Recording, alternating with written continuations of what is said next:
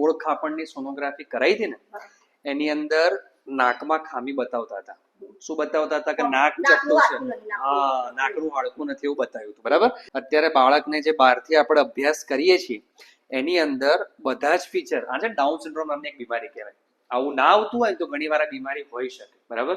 પણ એના બધા જ ફીચર્સ આની અંદર અત્યારે એટલા મેચ થતા નથી. ડાઉન સિન્ડ્રોમ જો બાળકને હોય કદાચ તો બાળકનો ટોન ના હોય, એટલે હાથ પગની જે મુવમેન્ટ કરાવીએ ને તો બાળક આખું આમ લબડેલું પડી રહે, એવું નથી. એક્ટિવિટી સારી કરે છે. બીજું, આ જો ચૂસવા માટે બી સારો એવો પ્રયત્ન કરે છે. ઠીક છે. ત્રીજી વસ્તુ, બાળકનો ફેસ એકદમ ચપટો હોય, ચહેરો જે ફેસ ચપટો હોય એવો ચહેરો ચપટો નથી. બીજું, આંગળીઓની વચ્ચે જગ્યા વધારે હોય પગની, એવું પણ નથી. ઠીક છે.